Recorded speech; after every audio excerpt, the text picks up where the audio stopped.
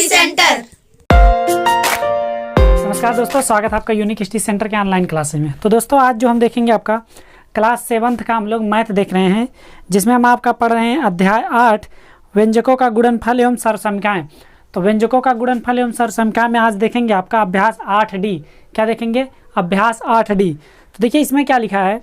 पहला क्वेश्चन देखिए, निम्नलिखित में समीकरण तथा सरसंख्या छांटकर अपनी अभ्यास पुस्तिका में लिखिए। अब दोस्तों समीकरण किसे कहते हैं, सरसंख्या किसे कहते हैं, इसमें बहुत दिक्कत आता है ना। तो चलिए सारी दिक्कत का आपका समाधान करते हैं।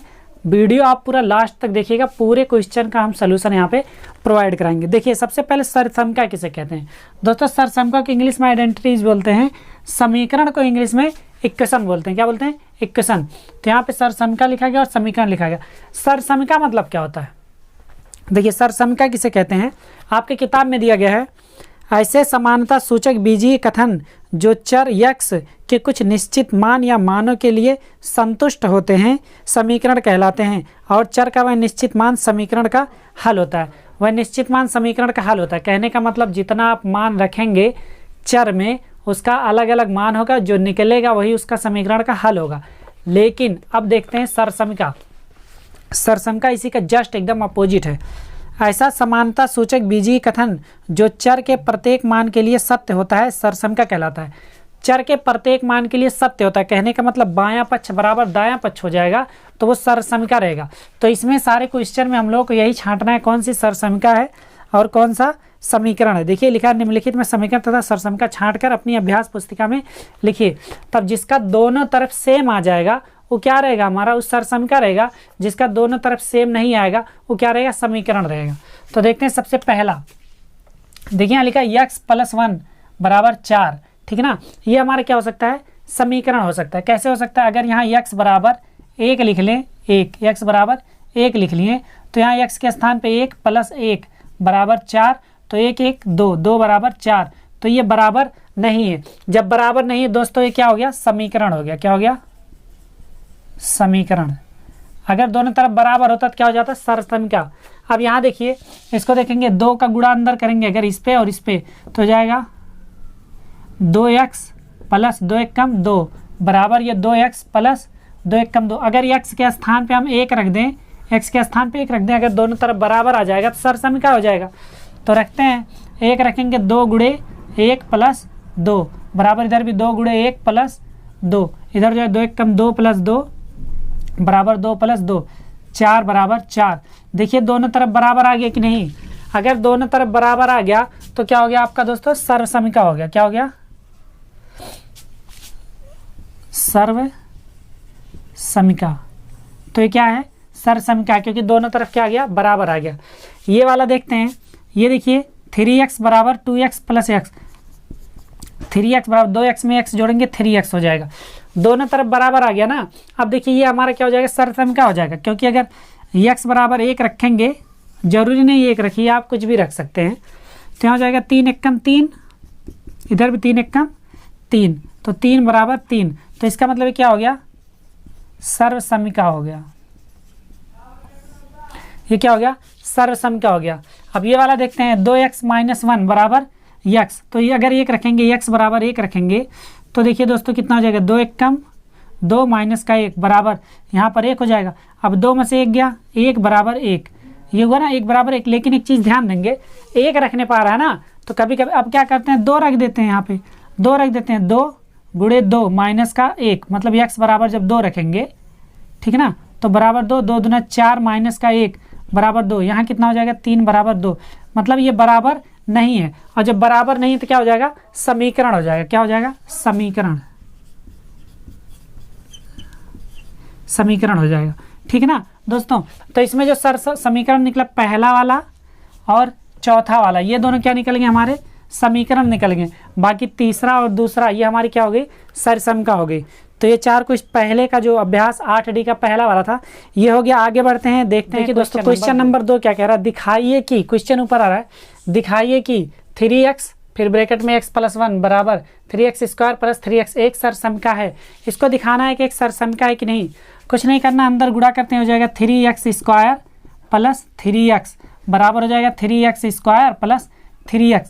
देखिए दोनों तरफ बराबर है ना, दोनों तरफ बराबर है तो क्या है, सरसंख्या है। लेकिन इसको जांच कर देते हैं। तो लिखते हैं x बराबर, यहाँ लिखते हैं x बराबर 1 रखने पर, मतलब x बराबर 1 रखेंगे तो दोनों तरफ मान बराबर आना चाहिए। ठीक है, तो हो जाएगा 3 गुणे 1 का स्क्वायर प्लस 3 गुणे 1 बराबर 3 गुणे 1 का स्क्वायर प्लस 3 गुणे 1। अब ये देखिए 3 हो जाएगा 3 और ये 1 रहेगा, 3 1 कम 3 प्लस ये 3 1 कम 3 बराबर ये 3 1 कम 3 प्लस 3 1 कम 3, 3 3 6 बराबर 6। तो देखेंगे दोनों तरफ क्या है, बराबर है, बराबर है तो ये वाली सरसम है। ठीक है ना।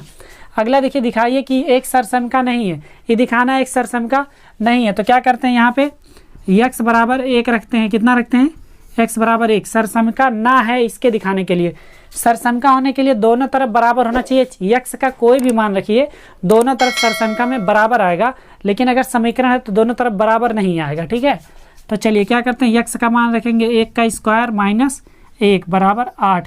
तो 1 का स्क्वायर 1 रहेगा, माइनस 1 बराबर 8, ये हो जाएगा 0 बराबर 8। तो ये बराबर नहीं है, इसका मतलब ये सरसम का नहीं है। ठीक है ना। तो ये दूसरे का 2 क्वेश्चन हो गया। आगे अभी दूसरे में 2 क्वेश्चन हो रहे, उस दूसरे क्वेश्चन का देखते हैं। दूसरे क्वेश्चन का तीसरा वाला और चौथा वाला, तीसरा और चौथा वाला देखिए कैसे लगेगा दोस्तों।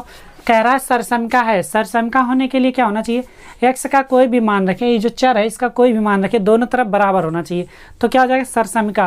ठीक है ना। समीकरण होने के लिए दोनों तरफ मान बराबर नहीं हो सकते, और हो भी सकते हैं, तो जो होगा वो हल रहेगा उसका। लेकिन समीकरण होने के लिए दोनों तरफ मान बराबर होंगे नहीं होंगे कोई कंफर्म नहीं है, लेकिन सरसम का मान दोनों तरफ बराबर ही रहेंगे। ठीक है ना। चलिए आइए, इसमें ज़्यादातर नहीं होते हैं। चलिए क्या करते हैं, सरसम का इसका पहले अंदर गुणा करते हैं तो हो जाएगा 2x स्क्वायर प्लस 2 3 6x बराबर, देखिए 2x स्क्वायर प्लस 6x है, तो दोनों तरफ बराबर हो गया, तो एक सरसम का है। लेकिन दिखाना है ना, तो क्या करते हैं, x बराबर 1 रखते हैं, x बराबर 1। तो जब x बराबर 1 रखेंगे तो 2 गुणे 1 की घात 2 हो जाएगा प्लस 6 गुणे 1 हो जाएगा बराबर, इधर 2 गुणे 1 की घात 2 हो जाएगा प्लस 6 गुणे 1 हो जाएगा, ये हो जाएगा 2 1 कम 2 प्लस 6 कम 6 बराबर 2 1 कम 2 प्लस 6 कम 6, 6 2 8 बराबर 8। देखिए 8 बराबर 8 हो गया ना। तो ये क्या हो गया दोस्तों, एक सरसम का हो गया। समझ में आया, दोनों तरफ बराबर आ गया तो एक सरसम का हो गया। समझ में आ रहा है तो कमेंट करके बताइए सर समझ में आ रहा है। अब समीकरण होने के लिए जरूरी नहीं है दोनों तरफ सेम आए। ठीक है, तो यहाँ करेंगे x बराबर 1 रखेंगे, तो जब x बराबर 1 रखेंगे तो यहाँ हो जाएगा 5 गुणे 1 माइनस 1 बराबर 9, 5 1 कम 5 माइनस 1 बराबर 9, 5 में से 1 गया 4 बराबर 9, तो 4 बराबर 9 के नहीं है, इसका मतलब ये क्या है, ये एक समीकरण है। समझ में आया दोस्तों। तो ये आपका अभ्यास 8D, ये आपका अभ्यास जो 8D था ये समाप्त हुआ। उम्मीद करते हैं पूरा क्वेश्चन समझ में आया होगा। समीकरण और सरसमिका में अंतर बस इतना ही है कि सरसमिका दायां पक्ष और बायां पक्ष दोनों को बराबर आता है, दोनों का बराबर आता है। समीकरण में ये जरूरी नहीं है कि दायां पक्ष बराबर बायां पक्ष है। जितना मान चर का हम लोग रखते जाएंगे समीकरण में हर मान अलग अलग आता चला जाएगा। चलिए दोस्तों, मिलते हैं अब आपसे अगले अभ्यास में। और ये अगर आपको अभ्यास समझ में आया तो दोस्तों वीडियो को लाइक करिए, चैनल पे यहाँ तक आए चैनल को सब्सक्राइब जरूर कर लीजिए अगर अभी तक सब्सक्राइब नहीं किया, और कमेंट करके बताइए कि वीडियो आपको समझ में आया कि नहीं। समझ में आ रहा है तो वीडियो को लाइक जरूर करिए, अपने दोस्तों के साथ शेयर कर दीजिए। बताइए कि यहाँ पे बहुत अच्छे से पूरा बुक का आपका सारा क्वेश्चन एक तरफ से लगवाया गया। अगर पीछे के क्वेश्चन अगर नहीं देखे हैं, पीछे के अभ्यास नहीं देखे हैं, डिस्क्रिप्शन में जाइए, वहाँ पर देखिए क्लास 7th मैथ, और नहीं मिल रहा है तो आप अपने अभ्यास का नाम डालिए, पीछे लिख दीजिए यूनिक स्टडी सेंटर, पूरा का पूरा आपको मिल जाएगा। चलिए दोस्तों, मिलते हैं आपसे नेक्स्ट अभ्यास में, तब तक के लिए बने रहिए यूनिक स्टडी सेंटर के साथ। बाय बाय, टेक केयर, जय हिंद।